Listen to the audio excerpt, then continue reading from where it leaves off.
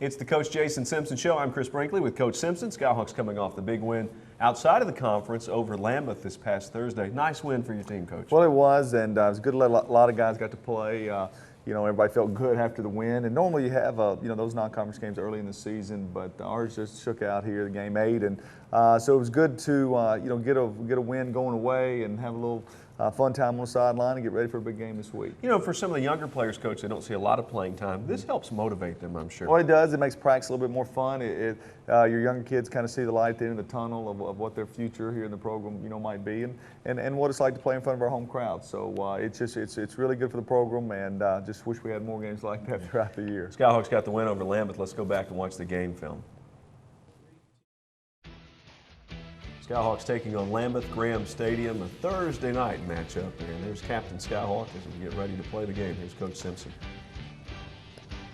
They were a big Wildcat team with direct snaps to the running back, and hit us on the second play of the game, but they go the reverse on play 3, and we're able to stop it. And here, 4th down, and you get turnovers on opponent special teams, and you get the short field, and you couldn't ask for a better way to start the game.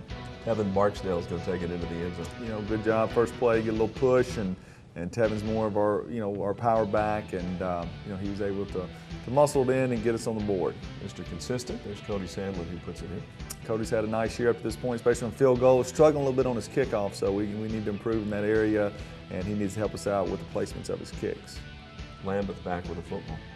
There we are chasing the ball, and there's our 2 seniors, and they're playing really well and getting the most out of their ability, and I can't say enough about Justin Darden and Tim Cox's leadership of this team. Back with it, UT Martin. Little zone play for us there, and it's one of the few carries that Jason McNair had before he got hurt, but luckily he's okay. And actually, speaking of that, here's a little screen play, and just kind of got bent back a little bit and got a stinger, and that's scary, but precautionary reasons, we took him to the emergency room, and we ended up being okay, so we're certainly blessed with that. Skyhawks still with the football in the drive. We needed some games to where they knew we were going to run the ball, and we still we could, and that was good to see. And mix the pass in there and get Derek going to some of these little play actions, and they're shy of making a little 3rd and 4 catch there, and get stopped here and have to go for the field goal, and Cody makes the 40-yarder, and it's good to see those special team units contributing. And at the end of the first quarter, UT Martin on the touchdown from Barksdale and the field goal lead at 10-0. Our defense, pressuring the quarterback, and just really not giving up really anything. They've got the really good wide out and couldn't get the ball to him, and just real proud of our defense in the first 3 quarters. And there's a little gap scheme play for us, and Tevin getting downhill. When he gets his shoulder square, he's a pretty powerful runner, and maybe not the fastest guy in the world, but very consistent. Just got to keep working to hold on to the football. It's a big 19-yard pickup there for Barksdale. In the red zone, we've got to be able to convert and get these short yardage plays, and weren't able to do it there, and to get the ball back to them, and our defense comes back out there and gets some stops. Another tackle for loss by the Skyhawks. I think we had 14, 15 tackles for losses, and here's one of our other running backs, A.J. Williams, and A.J. hadn't got a chance to play a whole lot this year, and filling in for Jason McNair, and he had a good game as well, and able to get some experience, and I think we'll continue to grow with our competition in the backfield. And nice play action there, a little post throw there to Stephen Shiver. I believe he had 3 touchdowns on the night, and it was kind of good to see Stephen get better every week, and him and Derek Carr, really developing some nice rapport with one another. Shiver with his 3 touchdown catches in this game ties the UT Martin record. 17-0 now the score.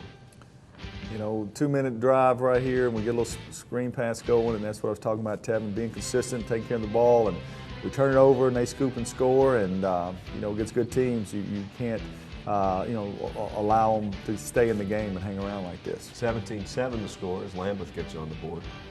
The kickoff, I believe we got about 2 minutes left, and AJ got to secure that catch, and we get the good return, and he gets us out here at about midfield and gives us a chance to set up for another score. See Derek Carr pass the football here. Nice play. Actually, Shiver busted on the route, or that would have been a touchdown for little Mo there. You see them looking at each other, wondering why Shiver was there. He should have been on the other side of the field, but Derek keeps the drive going. A little check down there to Bryant Milligan in the flats. This time A.J. Williams will run the ball. Nice job on the draw, and you know, anytime you're getting 7, 8-yard gains, I mean, it just really kind of takes the fight out of the opponent. Here's Shiver's second touchdown reception. You know, just a little bubble check throw in the flat, and great effort, and great block out there by Bryant Milligan. And Once you dive, let's watch it on the replay. you know, that's good individual effort, and good to see him get in the end zone. 24-7 the score. It is halftime, and the Skyhawks are leading Lambuth on this Thursday night matchup at Graham Stadium. Let's move forward to the third quarter.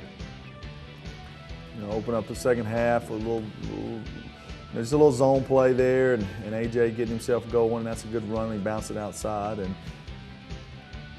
nice job here. They jump off sides, and we go with the freeze play, and we're able to get the ball to the wide out. You know, we're either going to get 5 yards, or we're going to get pass interference or the catch, and so that's a good play for us. Lambuth with it. You know, nice strip by our defense, recover and give our offense short fields, and that's, you know, we talk about that all the time, of setting each other up and playing to each other's strengths, and you know, that was a good job. And here's the freshman running back, DJ McNeil from Briarcrest in Memphis, and you know, his first taste of action, especially on offense, and he had some nice runs. Real proud of it. He'll do it one more time. This time, Derek Carr finding Mo Taylor.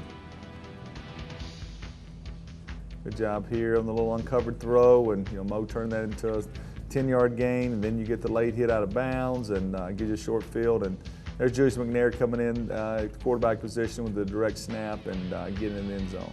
Julius also playing defense in the game. Not very often do you see a player who plays defense go to quarterback and score a touchdown. That's versatility. Right, he's a pretty unselfish player and kind of a jack of all trades right now. Skyhawks leading it now 31-7. Third quarter action continues at Graham Stadium. Lambuth back with the football. You know, and I think at the end of 3 quarters, they'd had, you know, less than probably 30 yards, and our defense was really, you know, dominating the football game. You got a chance to start playing some younger players here, Coach. Yeah, we're still letting Derek throw the ball a little bit, continue to get better, and there's a nice play across the middle to our tight end, Kenny Jones, and, you know, ripping off big chunks of yards.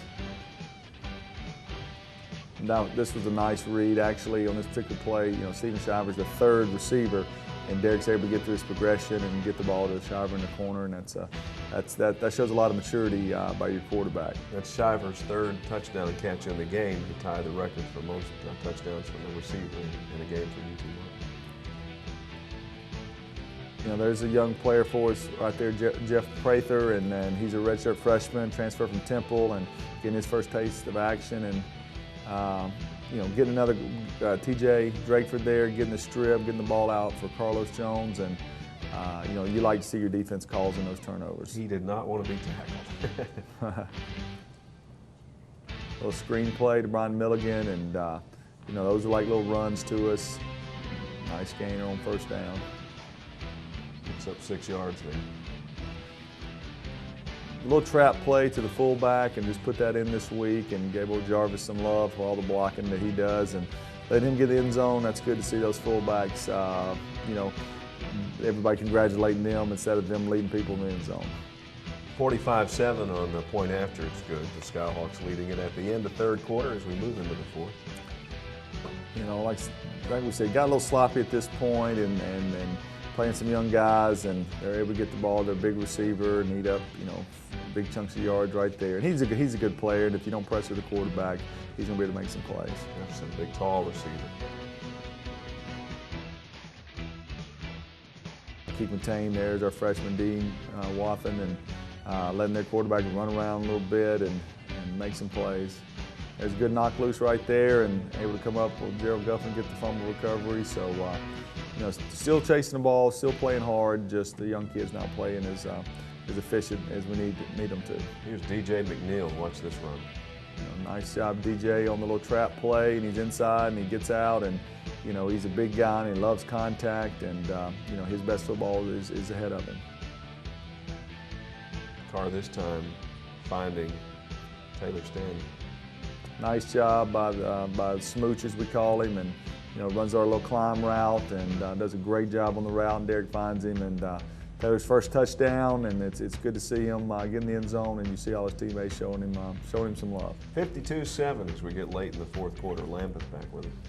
and they get little screens going here. We don't get off the block, and the big guy takes it down the sideline, and we got to be able to hem him up and get the stop. He's so big, it almost looks like a scene from Gulliver's Travels. Well, he does. There's a lot of NFL scouts that come through Jackson to see him. I don't know where he'll end up, but certainly a quality player. Lambuth looking to get it in the end zone here. We lose contain there, and let them get in the end zone. So pretty disappointed with how we finished up defensively, but certainly pleased with the first 3 quarters. 52-14 the score late in the fourth, and Lambuth's got one more shot at a score. Kickoff to UT Martin. We need to stay outside there, and AJ's just got to hold on to the football. I mean, there's no excuse for that, and we got to continue to work on that this week because, if you turn the ball over, we've got to put somebody else in there and give them opportunities. Here's one of the final plays of the game. Didn't do a very good job there on the fade route, and the big guy gets the score. 52-21 the final score at Graham Stadium. UT Martin gets the win over Lambuth.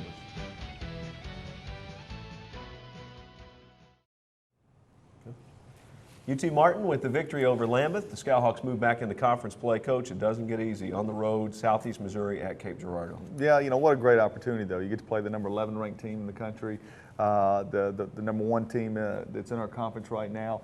The opportunity is you couldn't be more excited. Now, there's difficulty that comes with any great opportunity. They're rushing for over 260 yards a game. They control the clock. They're scoring 30 points a game. Defensively, they're only giving up a little over 300 yards a game. So there's a lot of challenges in this game. But any team in the country is ranked in the top 20 is going to have good players, and certainly Southeast Missouri does.